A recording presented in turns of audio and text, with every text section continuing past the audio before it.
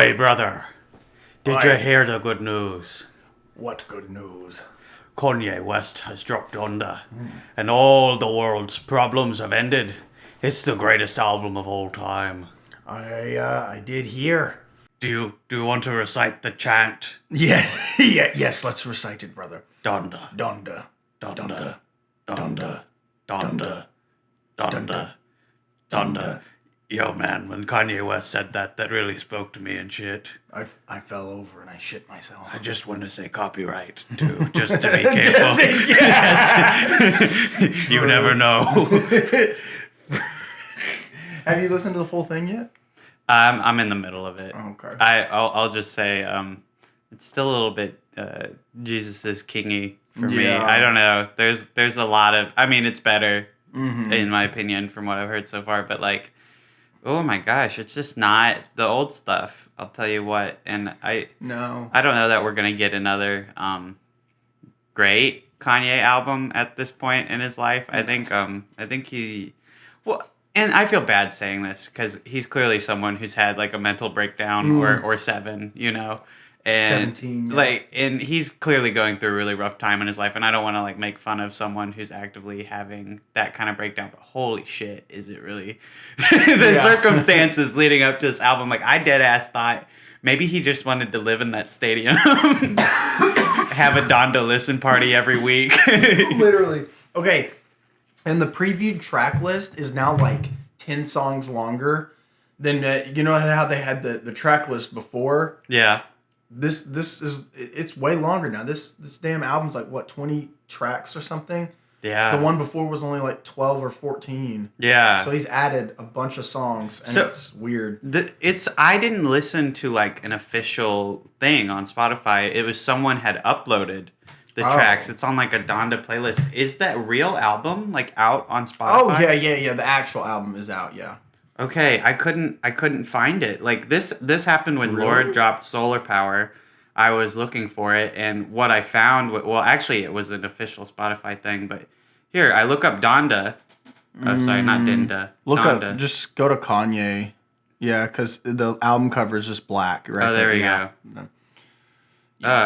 I liked the little red guy on there a bit more. The alternate album art. Yeah. Or whatever. Okay. I'm Jesus not- Lord Part 2.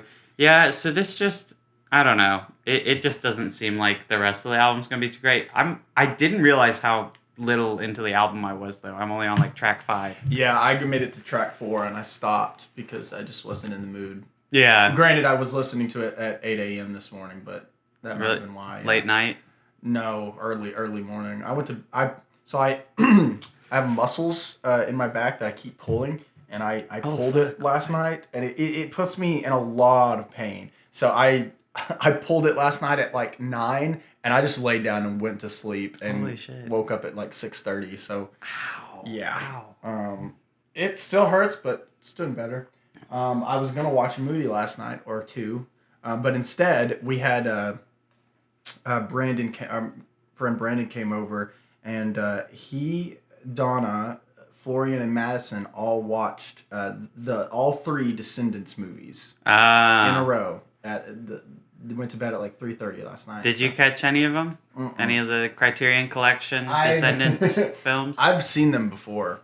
I haven't seen them. I was kind of alarmed to find out that You are shitting me. oh my gosh, this is just She in beat bigger my puzzle. than Donda dropping the I know, puzzles the here. water sort. Thank you. The water, the craze that's sweeping the nation. Right. What is this game So called? it's literally called Water Sort Puzzle. Water Sort Yeah, Puzzle. you can get it. I'm not sure if it's on Android, but you can get it at the Apple Store. I'm playing it on my iPad, and it's just vials full of different colored water, and you have to sort them to be in the same vial, the same color.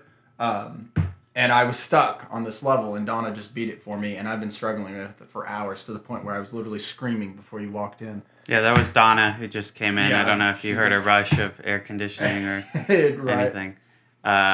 My gosh, but yeah. Did you catch any movies when you didn't pull your muscles? No. Not a single one. Not a single one. Television? by God, don't make me pull your teeth, young man. I'm so sorry. No, I haven't watched anything. God dang. I know. I started a movie. I started Treasure of the Sierra Madre. Oh, I don't think I've seen it, but I've heard its title before. Yeah. Isn't it critically acclaimed of sorts? It is critically acclaimed. It is. It's got Humphrey Bogart in it, and directed by John Huston, and it's quite dark so far. Apparently, it has it doesn't have a happy ending, and I'm starting to see how that unhappy ending is going to come about. Just being midway through the movie, because it's about these people that go find gold, and then greed and stuff gets involved. But it was a box office failure. But critics adored it and stuff, and it's it's a really good film. Just audiences didn't want to see Humphrey Bogart in a movie that was going to have a bad ending, I guess, because he of Casablanca fame and other films, of course. That I don't know. He was the Humphrey Bogart's just a great actor. He's one of my favorite old time actors. He's a king amongst kings. He is. But I'm gonna finish that soon. I made it about halfway through and I stopped because I fell asleep. There you go. There you go. I was meaning to finish House this week. I didn't get to it yet though. But I did watch 2 films, and I'll admit they're kind of buying into the hype movies. So first off, I want to say the No Way Home trailer dropped this week. I actually watched it when it was the leak, really shitty, phone screen, 360p. You can hear most of the dialogue though. Yeah, I was surprised how much of that carried into the real trailer.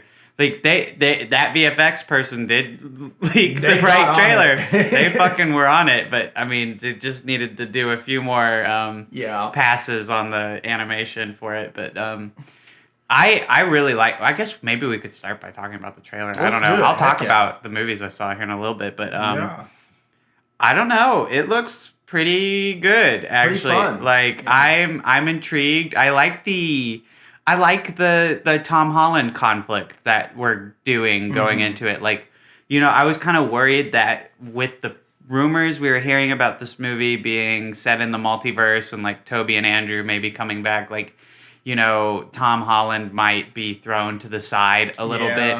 But the trailer makes it pretty clear this is his story, his consequences of whatever he's doing. Yeah. And that looks cool. I definitely feel like Tom Holland Spider-Man has had it really easy compared to the other two. Especially in terms of financial situation at home or being Spider-Man and Peter Parker. It's never really seemed to bug him to do both. It just seems like life is pretty simple for Tom Holland Spider-Man. So to see everything kind of fall in on itself. Everybody's been talking about. Apparently, there was some leaked dialogue from. There's been leaks from this movie for months now, and he used quotation marks on leaks. Leaks, quotation, quote unquote leaks, air quotes. And now how much of that is going to be true, I'm not sure, because we had some quote unquote leaks that had a Kraven the Hunter storyline that could turn out to be that's not going to happen, obviously. No. But there was some leaked dialogue from Toby and Andrew's Spider-Men, and I'm just everybody I think is their expectations are just way out of proportion here. I have a theory. Toby and Andrew are only going to be in the movie for 35 minutes. I don't think they're going to be a huge part of it like everybody's saying they will. This is not going to be shared billing, is not. Spider-Verse is mostly Miles Morales, and then you've got a little bit of interaction with Peter B. Parker and the other ones in the last half of the movie. Right. I think this is going to be last quarter of the movie we might get into Toby and Andrew coming back. And I don't think that they're going to uproot Tom Holland. Okay, my theory is maybe the movie starts in the Raimi-verse and we see something whether that be the singularity that supposedly killed Doc Ock, and we see what actually happened, or Tobey Maguire's hanging out with Kirsten Dunst, and it's all I love you, MJ, blah blah blah, and then something happens and it cuts to Tom Holland. I don't know. Marvel movies have a cold open thing usually that plays you in. My theory has just been that it's going to open right from the where we left off. Like, when the credits are rolling, we're gonna hear J. Jonah Jameson talking, and then it's just gonna like cut back to like what the, and he's in the F word or whatever, and then he's gonna have to grab MJ and like swing. That's what I think. It's in the trailer, yeah, him swinging and J. Jonah Jameson saying all that shit. But I wonder if that's the start of the movie or the start after the cold open. Yeah, that's true. That's true. Also, somebody pointed out in the trailer, Wong leaving to go. They're like, is he going to fight Abomination? Because in the Shang-Chi trailer, he's the one fighting the Abomination. So they're like, oh, is that where he's going? I'm like, I don't know, maybe. I'm excited to see that. Yeah. You know, that's coming out soon, and I've heard some kind of mixed things on it. You know, like a lot of people saying it's better than your standard fare Marvel movie, and then other people saying like, oh, the climax kind of just gets up into setup-y stuff. But I think I'm gonna see it in theaters. Like, yeah, definitely. Still, like, I want to support it. I mean, you know me, and you know my stance. It's not on you to support a movie, but I think I do want to go see this one in theaters. And something I reconciled with the other day is, you know, I dunk on Marvel, like, for being gray and, like, colorless and very corporate, but, like, I love a lot of the properties that come out of it. And, I mean, I want to see them do well. I want to see those stories develop. Like, I am a nerd, you know, and I want these stories to be told, and however they're telling them, you know, I want to see it happen. Like, definitely, yeah. Yeah, I think about it a lot because I love the MCU, I really do, but I also have to reckon with these demons that are that of what it is, you know, of what it's becoming, the MCU or just Disney in general, what Disney's doing is really, because there's one thing I notice is that with Marvel fans, they get mad because a bunch of like critics and, you know, film people will dunk on the Marvel movies. And I think a lot of times it's maybe misguided anger, not towards the movies and the stories themselves, but mainly towards the corporate side of it. And that's why a bunch of Marvel stans are just like there's like a war there, you know. And, but like there's like, I mean, I see both sides of it, obviously. Like I'm gonna watch every single Marvel thing that's put out. I still haven't caught up on What If, but actually, I caught up on What If, and I was very unimpressed by the first episode. Like, not in the fault of like the concept or anything. I think it was just kind of half baked. The writing was just like trying to, you know, play on like the first Avenger too much. Right. Episodes 2 and 3 are like new stories. They are actually fun to watch. Especially the third one got a lot darker than I thought it would go. Have you heard the concept? Yeah, I did. I read, because I was on Disney Plus and looking at, I was like, oh, there's 3 out now. And I read the description of the third one. I thought, wait, I kind of want to watch that one. It fucking slaps. Okay. And then, honestly, that episode made me go back and watch the one with T'Challa, which I was kind of meaning to watch anyway. And, like, totally great send-off for Chadwick Boseman. Like, honestly, a lot of fun. Like, definitely channeled that Guardians of the Galaxy, like, vibe. And I really enjoyed it so much. I was surprised. I was like, oh my gosh, this show slaps now. Right. And I think if they keep it up, you know, just the out there concepts and doing shit that you can't do in the movies, like I might really love the overall season of the show like a ton. I'll have to catch up on it. That might be one of the things I do tonight. Maybe I might just catch up on it tonight. There you go. It'll only take an hour. Yeah, they're only like 30-minute episodes. True. What were we saying? Oh, but with Marvel, the thing I've realized though is like there are definitely some superheroes that like I'm much more interested in seeing their storyline for sure brought to light. And I was thinking about it this weekend. Like Spiderman and Batman have always been my 2 guys that I've loved. No matter where they've been, no matter what kind of shit like connected universe they're put into, like I love those characters. I will see what's going on with them. Yeah. And so I'm kind of glad to see Ben Affleck's Batman and the DCU kind of fade out and Robert Pattinson come up. Yes, I'm glad you're mentioning this because I wanted to talk about this today. I learned some new information about the new Did Batman you see that movie. thread? Yes. Okay. Yes. Okay, good. I'm glad we're on the same page here. Well, let's maybe get into that, and then I'll stop teasing the folks, and we can talk maybe some more Spider-Man action. Yes, because Yes. For those who don't know, there's a thread going around on Twitter about a person who has seen I guess not a rough cut, but just one of the cuts of the Batman that is currently at 3 hours long, which I'm A-okay with. I mean, doesn't sound bad. I know. Nolan's Batman movies were 2.5 hours long, and they're some of the best, Batman media we've ever gotten. So, especially with who's directing these, Matt Reeves did the new Planet of the Apes trilogy. And I do love me some Dawn and some War for the Planet of the Apes. I love it. I even really like Cloverfield, if we're going off of full Matt Reeves stuff. But this movie looks fantastic, so I would not complain. Like, I want to devour every minute of it, every second. Every frame I've seen has been really great. So the thread on Twitter right now is supposedly from someone who's seen it, and they're saying everything I was kind of hoping for. Yes. It's like very horror movie. Yeah. Very dark. Very dark, yeah.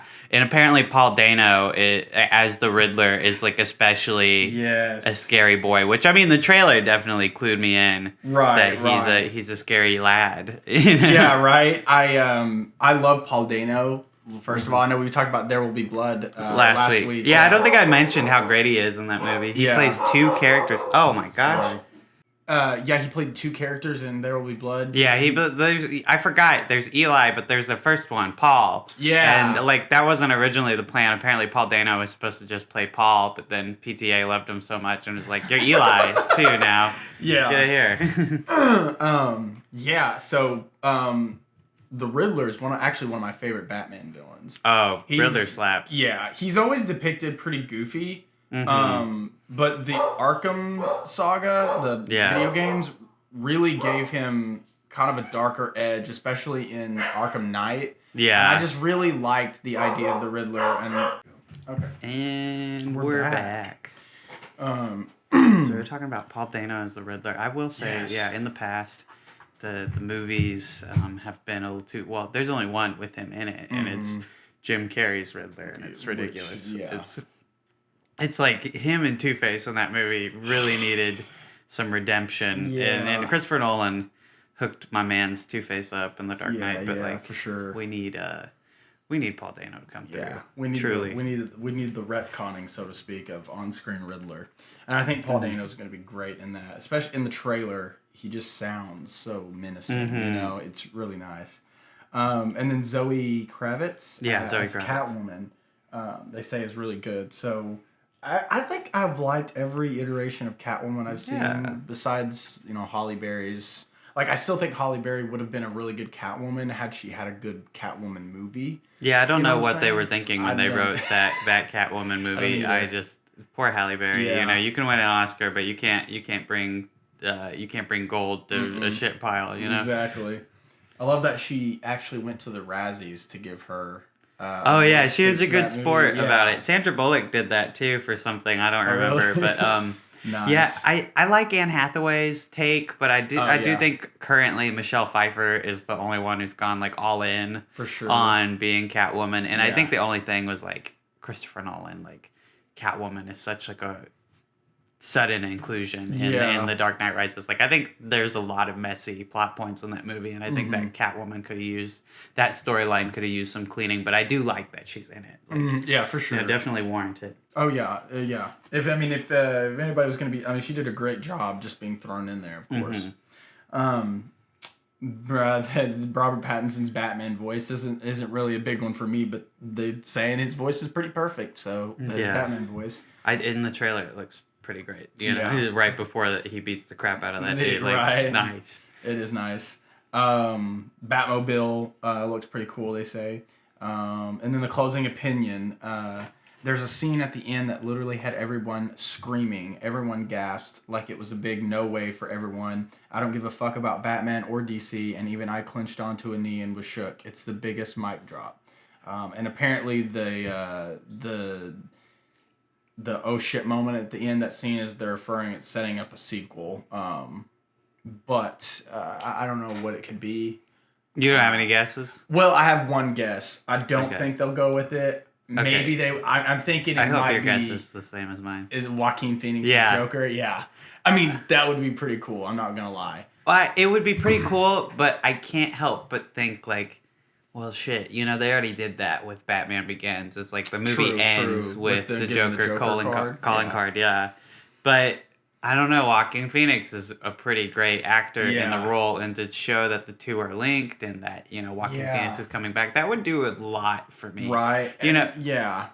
We haven't done our Joker episode yet. Mm-mm. I don't hate that movie. I just want to clarify, I don't hate it. In fact, I think Joaquin Phoenix is like absolutely like brilliant in it. I just think that, you know, there's a lot. We'll get into it later, but like I would definitely be happy to see him back. Right. I wanted to specify I feel like here right now. Yeah. I know. I feel like if Joaquin Phoenix is in this Robert Pattinson Batman trilogy that they're doing, I assume it's a trilogy they're trying to do.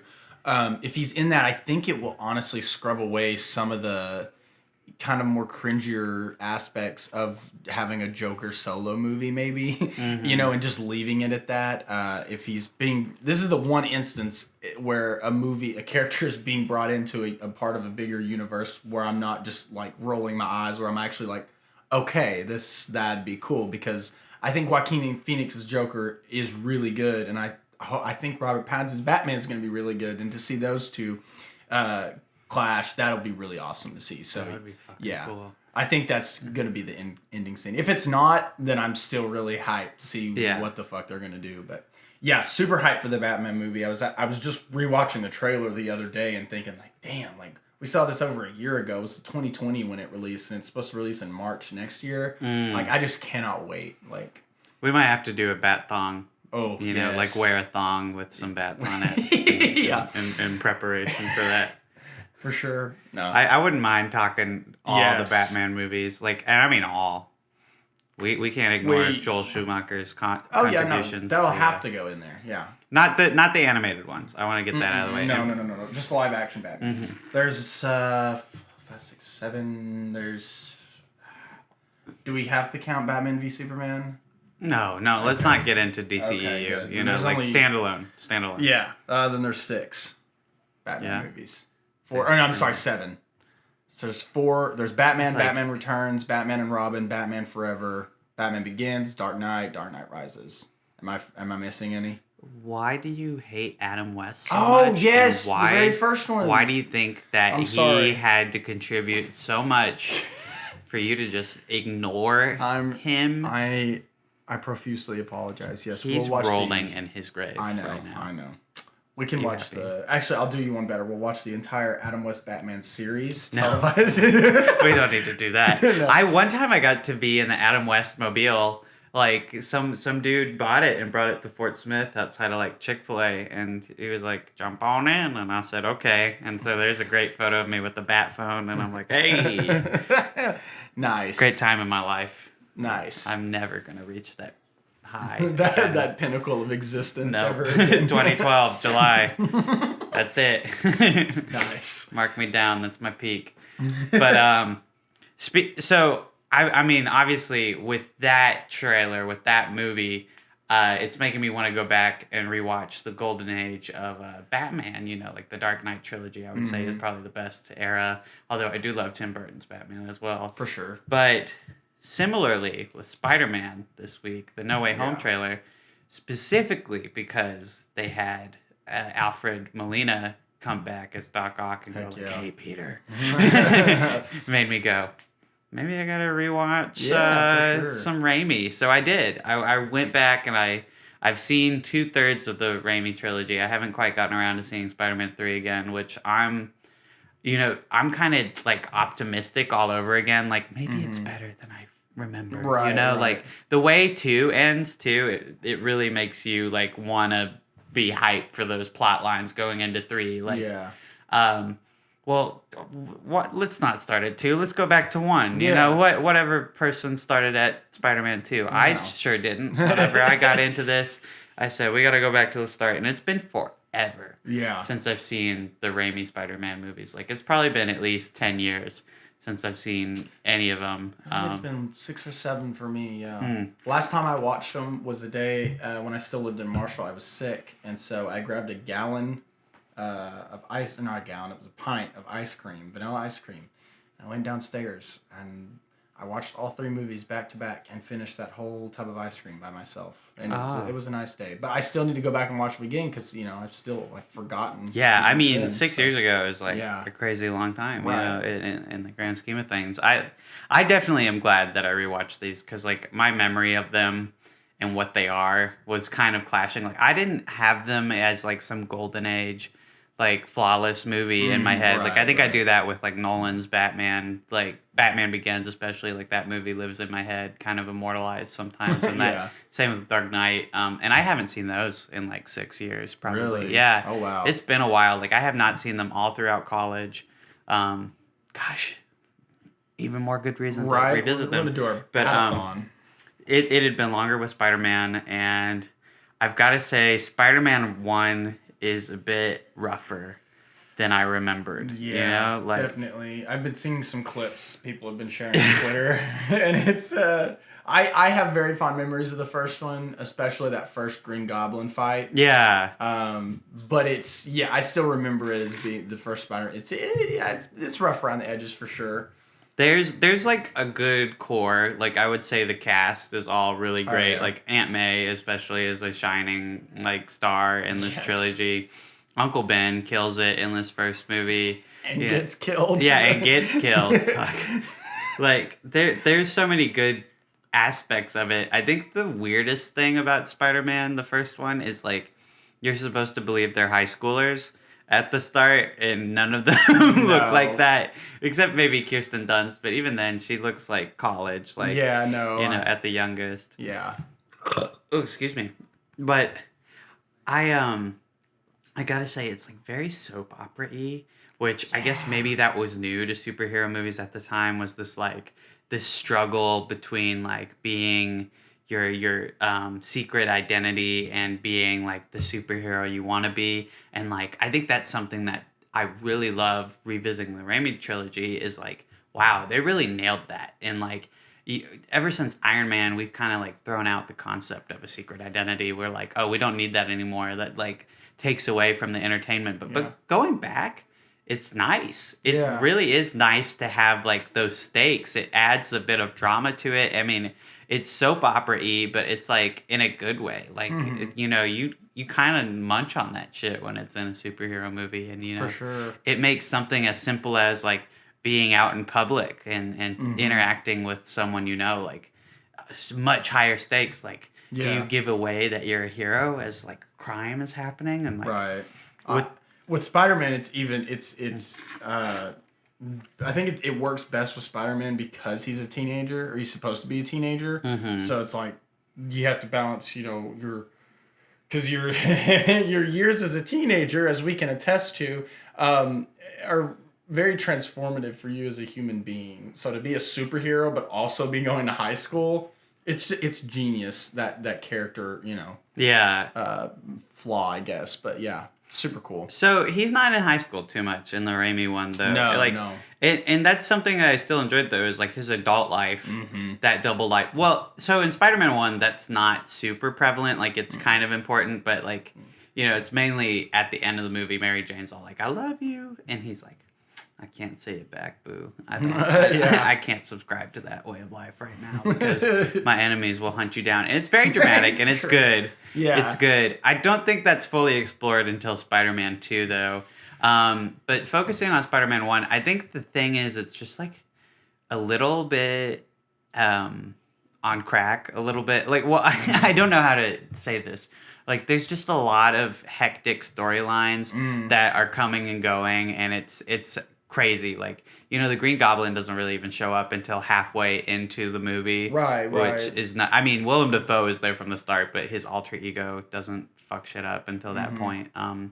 And that's all nuts. Like, his portion of the movie, he's a pretty weak villain, and I forgot about it. Like, Willem Dafoe is pretty good out of the suit. Right. In the suit, it's kind of stupid. Like, the whole part where he's like, well, meet again, Spider-Man, and then he like drugs Spider-Man and he brings him up to a rooftop. He's like, just imagine what we could do together, Spidey. Think about it. I want you to really think about it. And he just like flies off. It's like, what was that? They even have like some Dark Knight stuff where he's like, I've got your girl in one hand, and I've got this trolley full of people in the other. You've got to pick, Spider-Man. You've got to pick which one do you want to save. Okay, Yeah. off to the races. It's like, well, that was really quick and also resolved super easily. Like, what? Yeah, for sure. Like, no moral challenge or, like, no, like, occasion that the Green Goblin brings to Peter, like, is at all, like, that interesting, you know?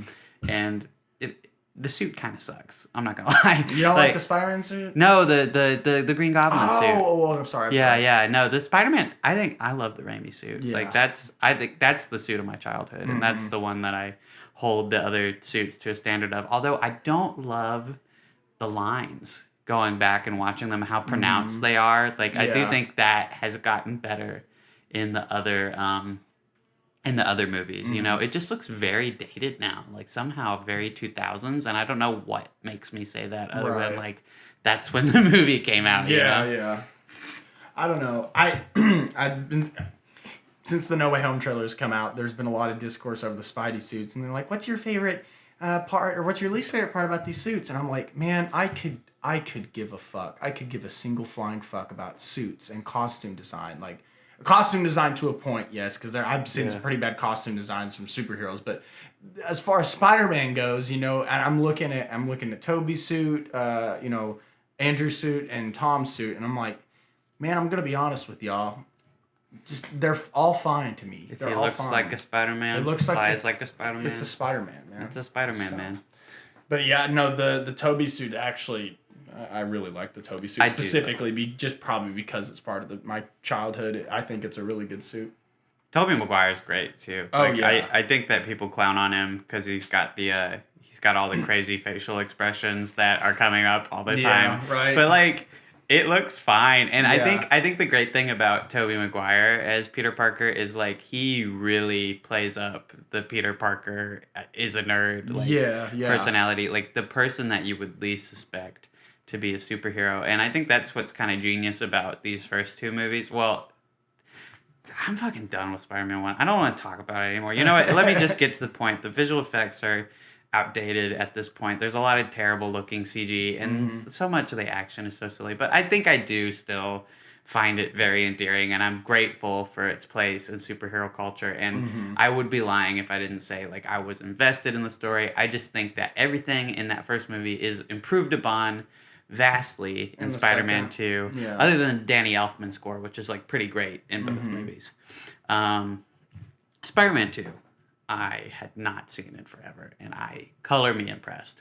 This is like, it shouldn't be called Spider-Man 2, it should be called Peter Parker, you know, because it's mostly about Peter Parker. And I cannot remember the last time I have watched a superhero movie and wanted a hero to stay out of their suit and like live a normal life. Like, my God, you want him to just walk away from that life because it's killing him. Like it's ruining his whole fucking like life. His school is like, you know, disappointed with him. Mary Jane, he's like not been able to pursue at all. He can't be there for Aunt May. Like, he cannot be present. But like that's what I love about the movie though, is it gets at that theme. Like, sometimes doing what's right isn't what like makes you happy, you know? Right. I think about the scene all the time. It just like it's done so well in that movie, and I think the best instance, because it's a small detail, when Doc Ock attacks the bank and Peter runs away from Aunt May, and Aunt May's just like, what the fuck, my own fucking like grandchild or my son basically just ran away from me, and now I'm getting kidnapped by this freak. Like, what the hell is happening? And it's like, I don't know, it's just seeing that, it's like, oh, you know, his own Aunt May thinks that, you know, he's I just realized I said grandchild, but her name is Aunt May. It looks like he could be her grandkid. Like, clearly they are frail in this one. Right. But yeah, it's just like, my own son ran away from me, but he can't tell her that he's Spider-Man, which he eventually does in the third movie, right?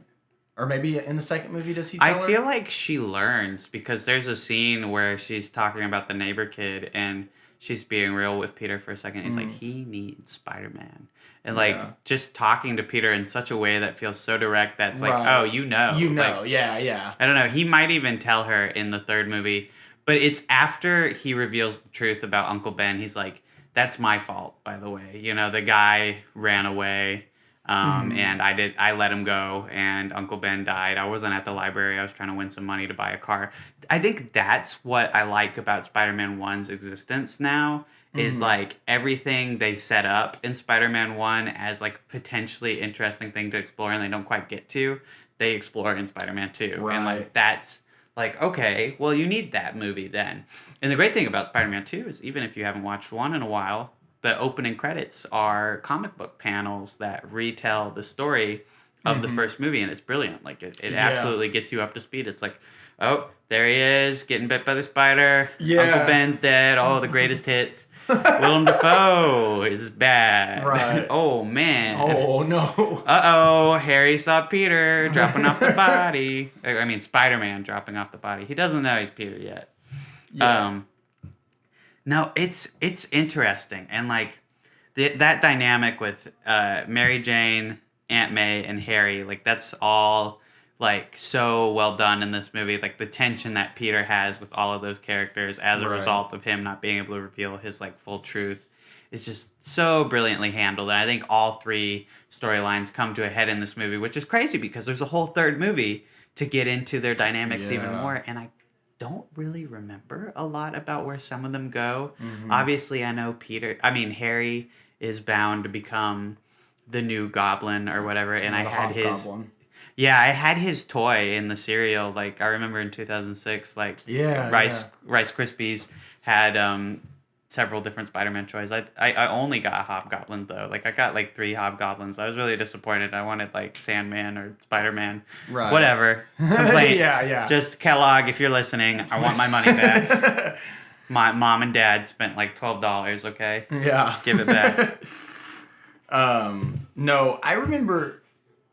Okay, people say Spider-Man 3 is probably the worst of the trilogy. 3, I remember 3 the most, honestly. Really? Yeah, but 3 did a lot of interesting stuff. Just, I mean, while we're going over it, I want to clarify. You have a 1.5-star review on Letterboxd for 3. You want to be its champion? I think so. Yeah, I was thinking, like, has Casey seen these movies recently? And I looked at your ratings. No way. You gave the first 2 3.5. I think, and then the third one. I mean, that's because I haven't seen them in fucking. Yeah, forever. That's true. But then the third one, I think you do have it sitting at a 1.5 right now. Really? I don't know why I fucking did that. I didn't mean to do that. Oh, dude. Oh, man. Casey's a fake Spider-Man 3 fan. I'm so sorry. Ha ha. Oh, I do have it sitting at 1.5. What the fuck was I thinking? Well, you probably succumbed to peer pressure. You know, I probably did.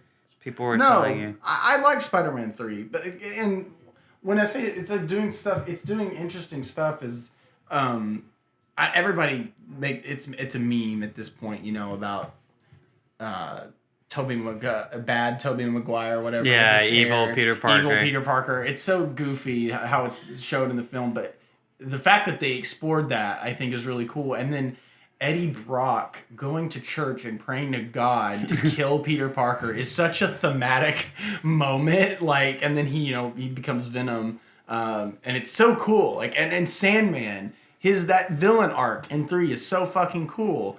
Like, I really really enjoy that.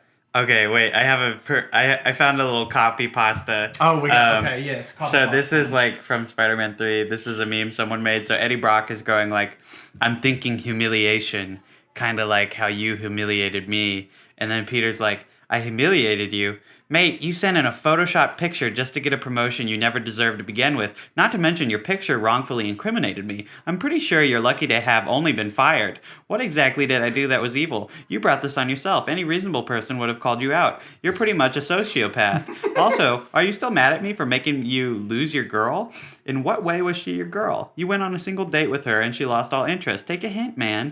While she was falling to her death, you thought that was the ideal moment to tell her father you were dating. Besides, how was I even supposed to know she was your girl? She was just a friend from my class that I took out. Did you seriously go to a church to pray to God to kill me? I mean, I'm pretty sure God doesn't work that way. If you seriously believe your life has gone downhill because of me, then you deserve therapy." That's pretty good. I haven't rewatched Spider-Man 3 yet, but I am very curious.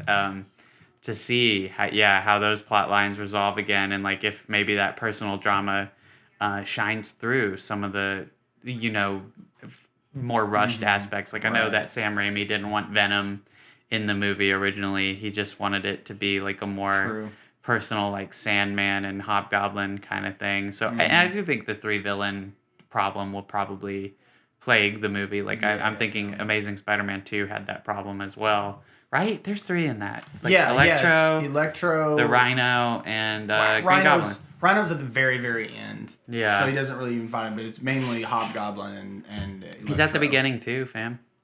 Oh, that's right. He is. He's the cold open, isn't he? Yeah, come on, bro. Sorry. We have a fake Andrew Garfield fan in here. Listen, I haven't watched that movie since I saw it in theaters. But let me tell you though, the best thing they did with the Amazing Spider-Man 2 is kill Gwen Stacy. Yeah, that was pretty good. That was awesome. I'm not that like no, Emma Stone was great as the character. I just mean like that was cool that they actually went there they had and the did balls that. to do that. Really is because it's a famous scene famous moment in the comics that fans debate whether she died of a heart attack or whether him catching her broke her back. And the movie went with, oh, he broke her fucking spine because we catches her right at the bottom and she just kind of like her just breaks in half. I mean, she was gonna like probably die anyway. That's true. If he didn't catch her. I like that.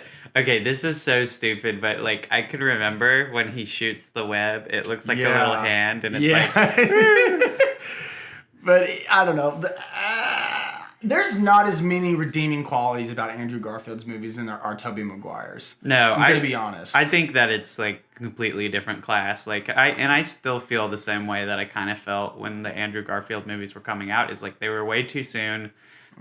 We didn't need them, and they didn't tread ground that wasn't really tread before. Like that's the thing is if the Amazing Spider-Man 1 had been like vastly different and had done new stuff, that would have been cool. Like the Lizard was new, I guess, a new villain. Yeah, the villains were all new, yeah. But like what did they do differently? Like, Spider-Man has Uncle Ben get shot and everything, his parents like died, which they tried to hype up like, oh, the mystery of his parents will be explored in these ones, but they never finished that storyline. Well, yeah, that's true.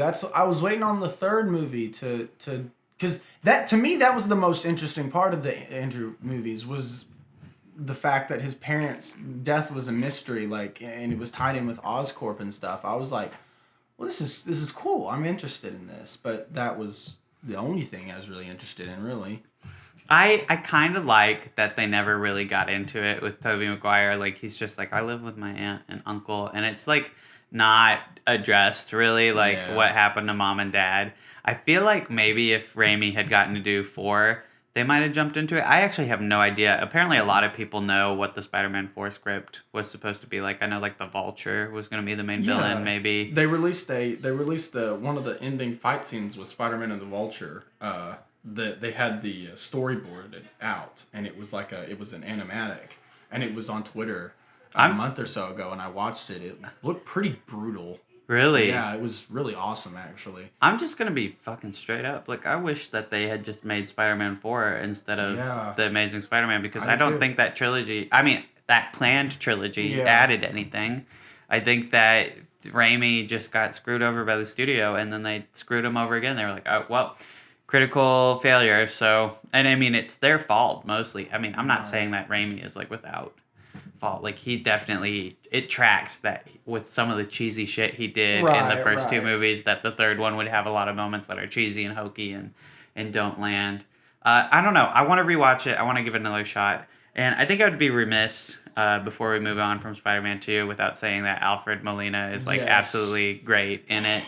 And I love that take on the character. I think Doc Ock is a way better villain than Green Goblin. Well, you want to talk about people born to play the role. Yeah. Yeah, like... Well, they literally were like, well, we're bringing Doc Ock back. Who are we getting? It's same with J. Jonah Jameson and J.K. Simmons. Like, I don't... Yeah. I'm not surprised that they thought, well, we got to bring him back, too. Perfect, yeah. I feel like... and maybe this can transition over into another conversation about the MCU. We always seem to ramble about the MCU, but there's so much content to talk about. But in this last week, especially. Yeah, for sure.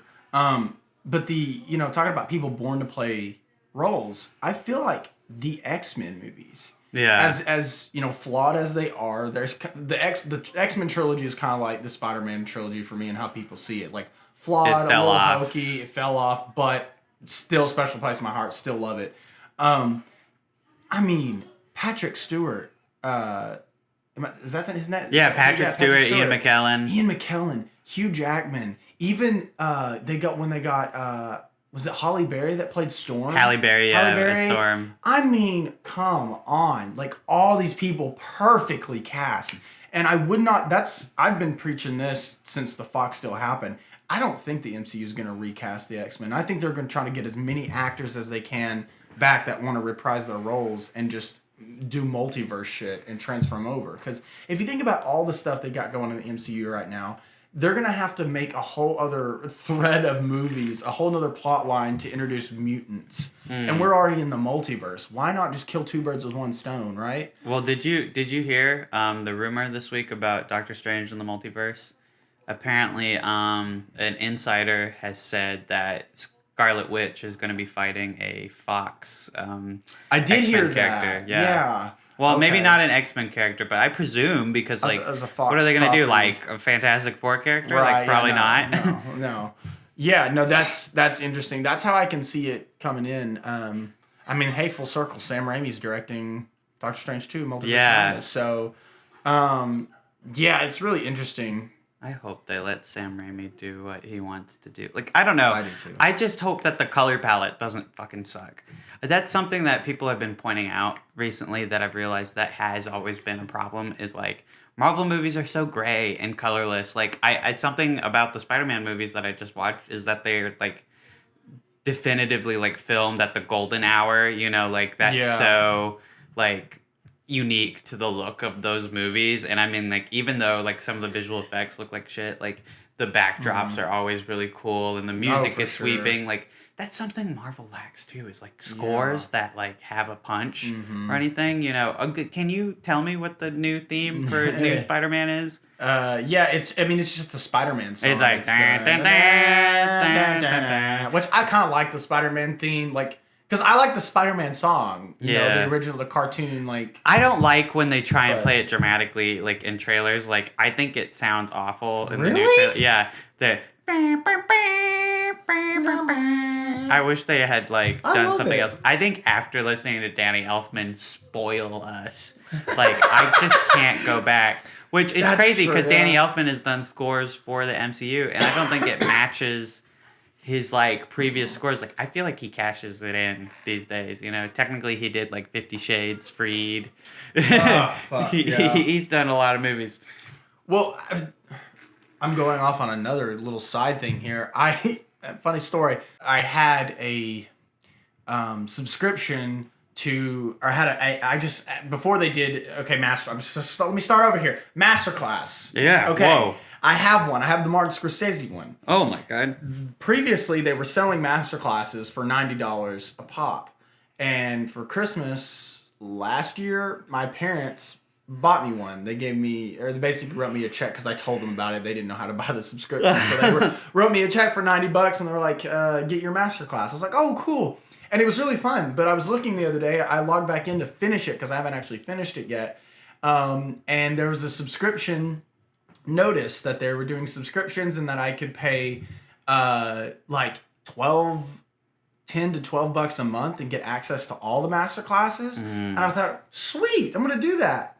Well, it's billed annually. So it billed me $97 all at once, where I thought it was only going to be $10. And I was screaming. I was like, okay, well, didn't want to spend $90, but here we are. I've got a full year's worth of master classes that I can just watch. So if you want to watch some, I have like 2 accounts or whatever. Hell yeah. But all this to say that you mentioned Danny Elfman and scoring and stuff.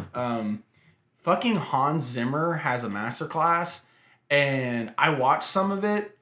That man is crazy. Like, really? Crazy good, by scoring. I had heard that somebody mentioned that Hans Zimmer doesn't do a whole lot of scores anymore. He just has people and he puts his name on it. But I don't think that's the case, because he always works with directors and stuff. and just watching him work, like score everything, was just insane. Like he's so talented, so smart too. But Danny Elfman also has a masterclass on there. So I was gonna watch both of them and see kind of how they compared with both of them being composers and both of them having a lot of films under their belt that they've scored. Honestly, so I feel like Danny Elfman, like I respect him so much, but like I do feel like he's just one of those people that like it's like Johnny Depp syndrome. It's like you make it big, you like get enough acclaim that you don't fucking care anymore. Like I don't remember the last time that I heard a Danny Elfman score where I went like, oh my god, that's brilliant. That's not from like the 2000s or the 90s. Right. Yeah, no, I feel that for sure. Who else is a big superhero? Or maybe not superhero, but Star Wars. John Williams. Did he do superhero movie scores? Any? Superman, like the Christopher Reeve Superman, and that one's so good that they just bring it back instead of like trying to like come up with it. Well, Hans Zimmer had a pretty good like Man of Steel one, like I don't remember. I can't do it too well. It's in the Justice League. There's a pretty hype moment in Zack Snyder's Justice League where they, Cyborg's got that like vision of Superman like flying up, and it's like. I can't do it. It sounds it's too so jolly. Good. You should just listen to it. I will listen to it. I'm a guy that listens to movie soundtracks. No, you're fucking crazy. Like you just got the Mindhunter ambience in your car, picking people up. Like, oh, don't mind me. I'm just about to murder someone. I'm just planning. No, I do love scores, but what were we even talking about to get here? Oh, we were talking about how bland MCU color and scores are. Yeah. Yeah, okay, but people keep going on Twitter and coloring these scenes themselves, and they're like, we fixed it. I'm like, listen, that still looks like shit. I just don't have the heart to tell you. But this coloring is awful. Like, you can't color grade footage that's already color graded and say, like, you fixed it. Like, shut the fuck up. Like, this footage was shot probably in like a log, like S-log, like bland ass color, and then they added, the MCU's muted color palette on top of it. And if you're just gonna up the contrast and up the RGB, that's not color grading. But I agree. Like I wish their color would get a little bit more vibrant. Because I feel like that's the thing with all superhero movies now. Like, I get the Batman it's a darker movie, so it's gonna be darker. But the Justice League movies, like Superman, like Man of Steel was. Is that something that you didn't enjoy about the Suicide Squad? Was all the it was so fucking colorful and it like popped off the fucking screen? It didn't bother me. It didn't faze me. You didn't like it? I thought the color. Remember, I said I thought the color was still bad. Like it's colorful, but it's all muted. It's all fucking muted. I'm sorry. God. I gotta disappoint you again. That's okay.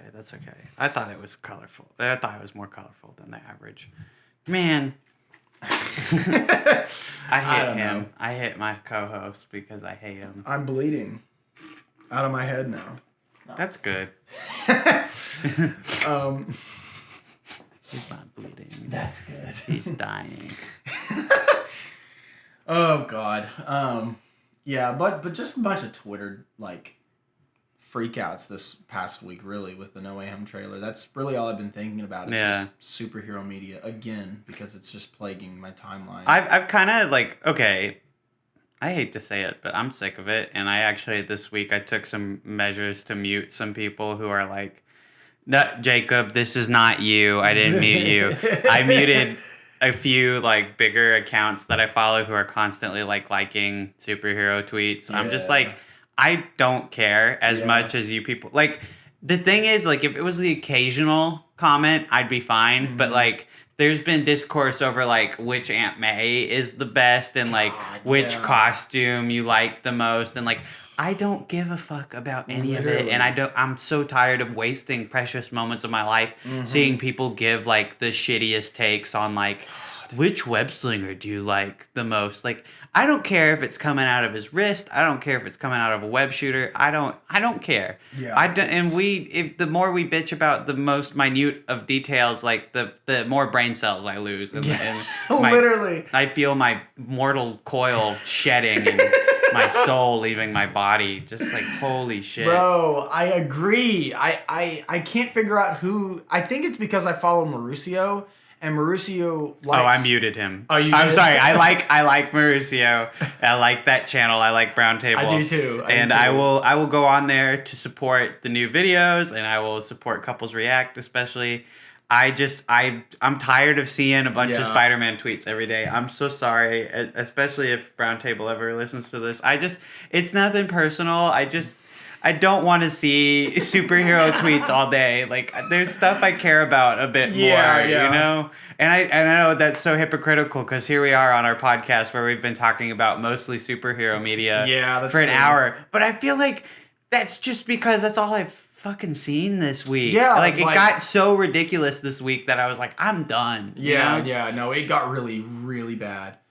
I want to be back on Annette film Twitter. Have you seen any of Annette film Twitter? So yes, There's some debate. There is a debate. I was gonna tell you, I was like, we should totally watch Annette because isn't it on Prime? I think so. Okay. I think it's on Prime. Yeah, I'm gonna watch it, and we need to discuss it because I mean, there's a huge discourse about it. Yeah, like whether it's good or whether it's like really bad, really fucking awful. I've seen both camps. I'm intrigued. I feel like I'm gonna be in the camp where it's bad, but because I've seen some clips, and I'm just like, what the fuck is this? I might be in the camp where it's good. I don't know. The directors of this movie, his other films are wild. I want to see like Holy Motors. Yeah, that's the big one that I want to catch. I'm not gonna be able to see a lot of movies this week. I'm gonna like, maybe this is a heads up for like what the next episode might look like, or if there's a potential delay. I'm going to Bonnaroo this week. What the fuck is that? It's a music festival in Tennessee. I'm going mainly. Sorry, I'm cultured. Oh no! Hey, it's totally fine. I bought my tickets forever ago because I saw a few names that I was curious to see. Tyler, the Creator, being probably the biggest. Really? Yeah, I'm gonna get to see Tyler. Tame Impala is gonna be there. So is Foo Fighters, Lizzo, Run the Jewels. That's gonna be hype. Nelly. Yeah, so there's a lot of artists to catch, but like basically we're gonna be camping. Okay. It's gonna go through Sunday, and I'm gonna head back Monday. But I don't know that I'm gonna see a whole lot before I'm back. So I guess I just want to say, like, I'm probably not gonna know what the heck a darn film is by the time I'm back. And I sure as hell ain't gonna see no superhero media when I'm out there. I'm just gonna be like, what is a superhero? I reckon I don't even know. I reckon. No, that's super cool though. I'm excited for you to see Tyler because that's my favorite concert I've ever been to. Was the Tyler the Creator concert. Which one did you go to? It was when he was on his Flower Boy tour towards the end. Yeah, it was okay. super dope. Super hype. He is a great performer, so I'm excited. I saw a little bit of his Lollapalooza set, which fucking slapped. Yeah. It was like, did you see any of that? That the explosions Yeah. and shit? I'm a firebolt. Copyright. Yeah, it's good stuff. So that's super cool though. I will actually be going on a trip. Whoa. Next weekend. I just forgot. Yeah, we may need to record the episode a little earlier, do something weird with that. Speaking of next week's episode, the poll went out. Rotten Films is the winner, so look out for that next episode, I guess. But hell yeah. We'll get it to you at some point, you know, whether it's delayed, whether it's early, whatever. It's whatever. It's going to happen. But yeah, me and Donna are going. My dad has this company retreat every year to White Buffalo Resort. Ooh. And he always has asked me and Donna to come, and we've went every year so far that we've been together, so 3 years now. And it's really fun. We're gonna go fishing. We're gonna do some good old country boy stuff. We're gonna go fishing and canoeing and stuff like that. But yeah, I'll be gone starting Saturday night, and we'll be back Monday night. Yeah, catch us next week. The Country Boy Music Podcast. Yeah. Just a lot. We're gonna talk mudding. We're gonna talk fishing. Definitely hunting. But is there any more country country terms, we're gonna go frog catching. We're gonna That's go, for sure. We're going snipe That's hunting. for sure. Snipe hunting. What the fuck is snipe hunting? Yeah, you know snipe. Okay, so it's what they. It's like a joke that they pull on like younger kids or like people who are not aware. It's like you're gonna go catch some snipes. Oh, that's that thing in Up. Yeah, right? yeah. That was like they're like you need to have some. It's a crazy. I swear to God, I didn't even know what requirement. mudding was until like 2 years ago. Literally just driving around in mud. It's wow. The fact that that's entertaining to like I a know. large portion of people. I don't know. Luke showed me like some vlog he did back in Marshall, and like, I guess you guys just make do with what you got out there. Exactly. You know, There's nothing to do out there. Why do you think I've got over 14 or about 1,400 movies logged on Letterboxd? You think I watched most of those the past 4 years? No, I stayed home watching all those movies. No, is that right? That Marshall, Arkansas, right there. That's Marshall, Arkansas, there for you, and I worked at a theater too. Dumbling projectionist. Yep. Yeah. So I guess look out next week for I feel okay. I hope maybe this is not the case, but like I like to think that there's two types of people that listen to our podcast. Yeah. People who just enjoy films and movies in general, and maybe swing more towards the MCU side, and the big blockbusters and stuff that want to hear what we think. And then there's like the film people, the people who are going to school, or people who are really interested in like. The academia. The academia side, that's the word I'm looking for. Yeah. So this week's episode, not the academia side of it, which I just think it's funny because it's like we alternate the kids every weekend, you know. Last week was academia. This week is the divorce with superhero movies is really tough, man. You know, we have to spend a whole weekend with them, and then we come back and it's jarring for the kids. It is. But sorry, podcast kids. Trying to be more stable. Hey, listen, we care about you, and we are so glad that you're here, and we know that things aren't always easy. Like we say, I know that we say some mean things about, your superhero movies, that we love them still too. Yes. We hold them dear. It's just that, well, Daddy and Daddy, they also love other movies, you know. Some Lots movies. Of other movies. Yeah, some movies that are, the demographic isn't 12-year-old. No!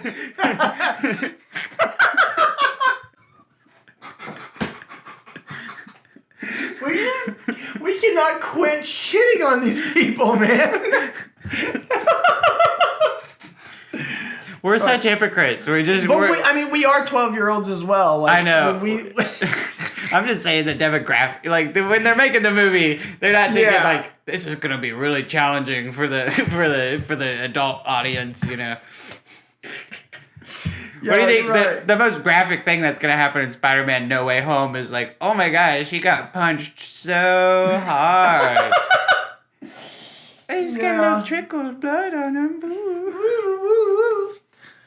Oh well, here's hoping that the Batman is going to be as graphic as they say and targeted towards 30-year-olds. I don't care who a movie is targeted at. I guess Daddy and Daddy just want to say we love you.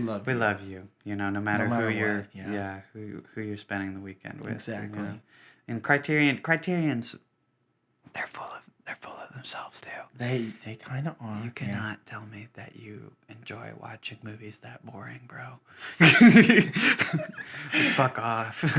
Yes. No. I'm I think I just hate movies. Maybe. Yeah. I don't know. But did you see that one Letterboxd screen cap where somebody's their graph of like what they've rated?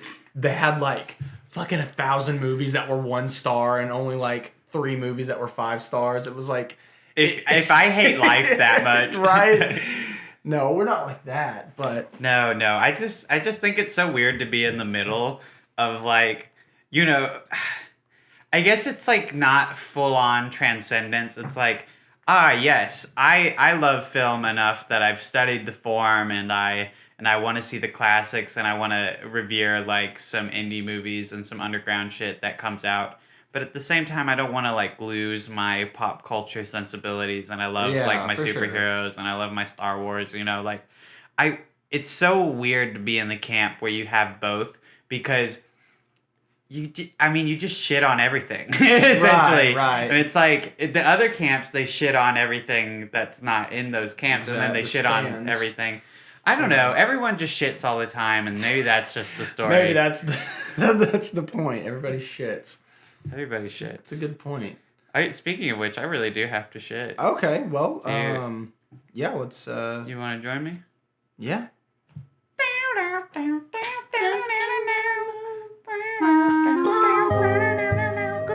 Goodbye.